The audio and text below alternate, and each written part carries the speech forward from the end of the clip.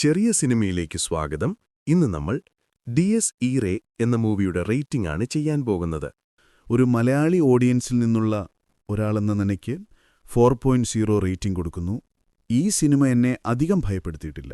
കാരണം ഒരു horror movie ഇഷ്ടപ്പെടുന്ന ആളെന്ന് പറയുമ്പോൾ അയാൾ മറ്റു ഭാഷകളിലെ മൂവികൾ കണ്ടിട്ടുണ്ടാവും. അങ്ങനെ കണ്ട് പഴകിയ കാര്യങ്ങൾ ഇതിലുണ്ടായതുകൊണ്ടാവാം. ഉദാഹരണം 2025 ബ്രിങ് ഹർ ബാക്ക്, വെപ്പൺസ്, അതുപോലെ 2022 ടോക്ക് ടു മീ, പേൾ തുടങ്ങിയ മൂവിയിലെ പല സീനുകളും ഞാൻ ഇതിലും കണ്ടു.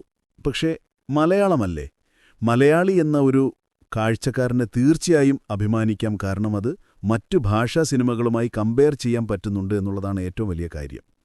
അതിന് നമ്മുടെ director Rahul Sadasivan big salute.